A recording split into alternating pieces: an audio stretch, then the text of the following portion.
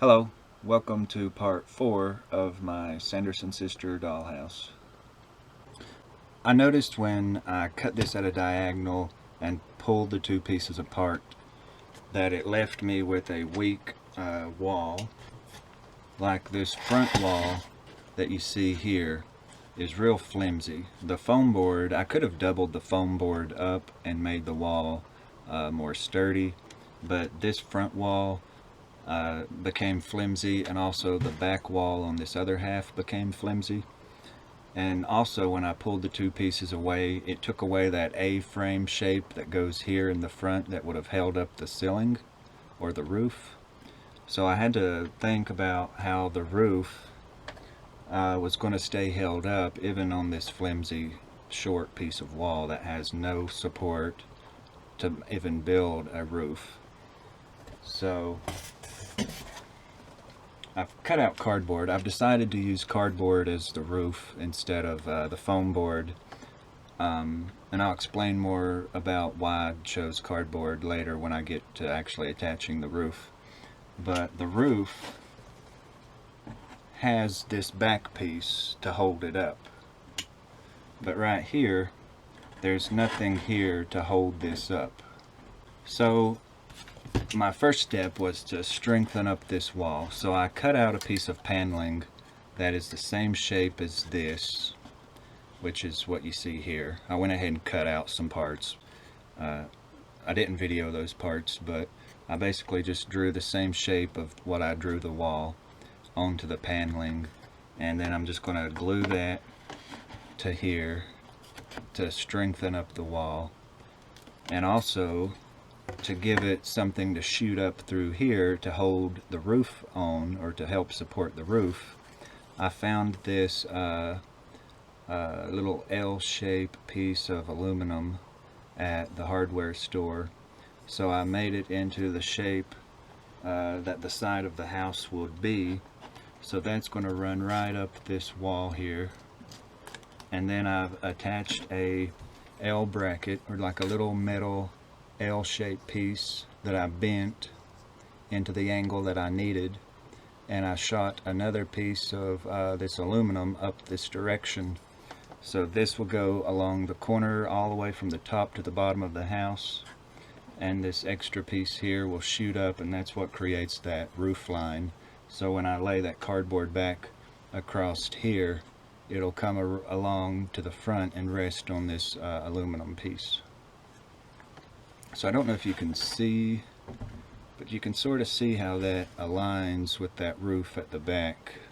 I first put the paneling on just like this. I've done the same steps here on the back to strengthen up the wall, and then I attached a hot glued, and I didn't know if hot glue would hold the aluminum, but I just put a bead of hot glue down, and I'll show you when I do this one how I glued it. And then after I did that little bead of hot glue, I went back over the edges and really added more hot glue to just really make sure it holds together. So here's the back wall. Here's where I attached the paneling just to strengthen up this wall, since there's nothing really strong about it, you know. So it's not as strong as the front because it's got the extra wall that they come together and have a stronger, more sturdy construction. And so this one was just back here flopping around, so I had to strengthen that up with the paneling.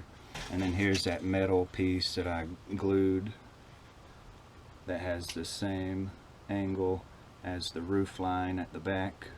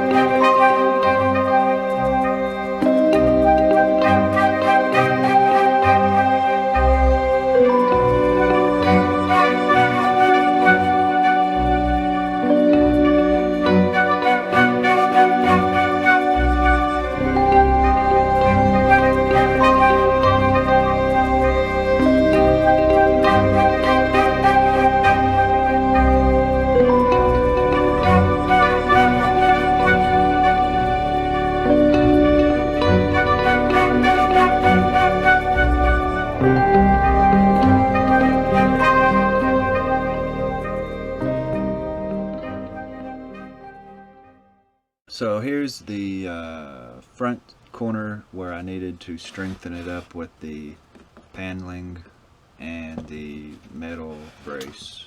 So now I can attach the roof, which I've already cut out, and it can be glued to the back half of the roof and right here on this front metal brace part.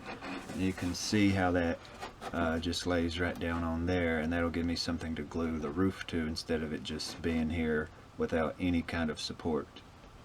So also under the roof there'll be beams going across.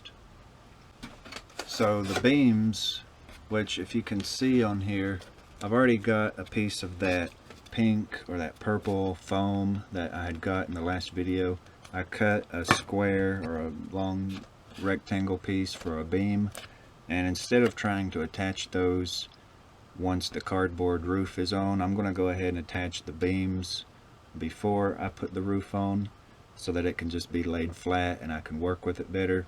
So I've cut out the beams, and I'm going to draw lines, measure them apart, how far apart I want them to be, and we'll just hot glue those down. And I've even, left a little lip on the end, because this out here will be where it will hang off the edge on the outside of the house. So you got to always take in your measurements into consideration, and the beam can't come all the way to the end. It just has to fit on the inside half. And I've just went ahead and cut out all the parts where the other pieces of the house has to fit around this roof. And there's a bolt here in the metal support, so I've cut out this little hole here to where it fits right over this bolt.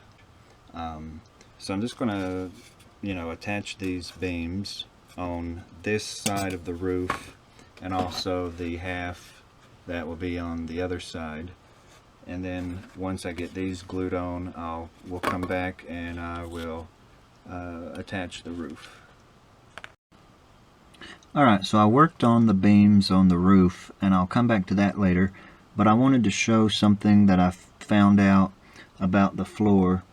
There's this loft here that's sticking out, and there's going to later be a post put under here to support that loft so it don't just collapse. The floor used to come apart this way, but I cut out this little pie shape here, and I'm going to re-glue that back over here so that it then becomes a part of this half of the house. And then this will still pull away, but it'll just have a funny gap there, but it'll be fine. Once you push the two parts back, it'll still line up. And so that'll give me that floor space that I need to attach the post.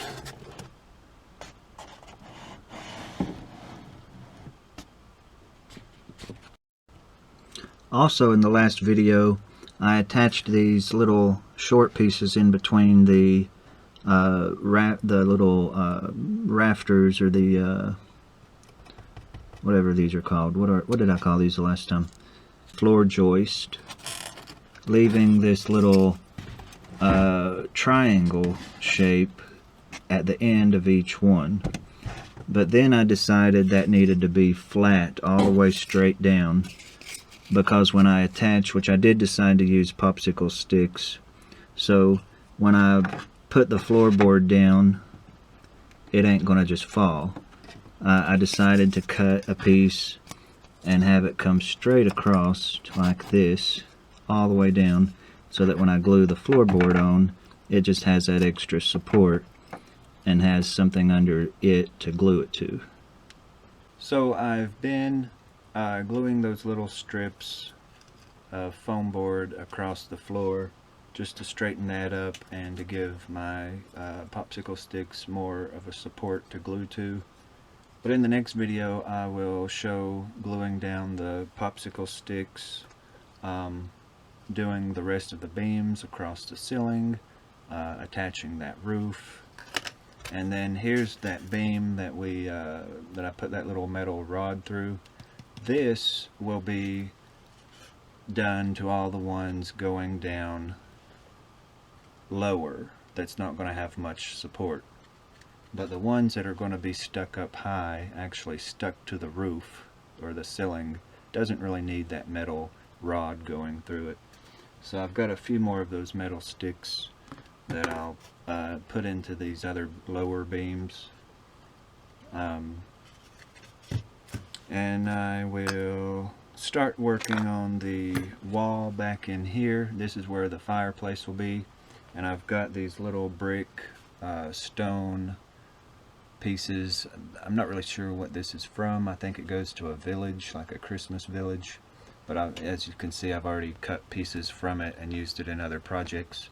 But I've got a bunch of this, and I've got some that looks like bricks that will become the wall around this fireplace.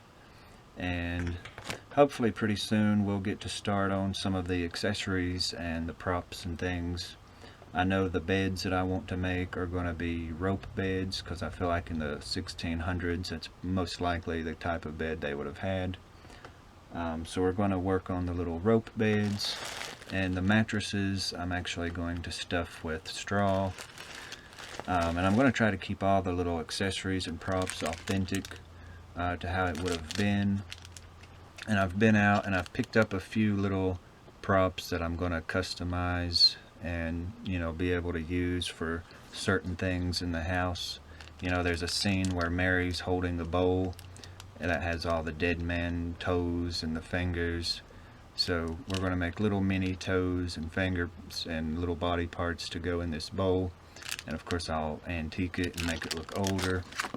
I've been getting up some bottles. I think these might be a little bit big, but some of them I'll buy, some of them I'll try to make myself. And also, I found these candles. These are real candles, and I've seen other people use crayons to make candles, and these are a little bit skinnier than a crayon, so I thought that would be even more you know, better for the size that I'm trying to do. It'll be a better scale for the size. So I'll cut these. I could probably get about 3 or 4 out of this one candle, and we'll be making the little chandeliers and all the decorative items. So hopefully I'll have one more video just doing the floor and attaching the post and the beams and that roof, and then hopefully we will get to start working on the fun part, which is just making up all these little props for the house. So I probably won't film a lot of this, but I'll go ahead and do the floor. I'll film some of that for the next video. I'll film a little bit of attaching the roof. So that's what we'll do in the next video, and then we'll get started on those little details.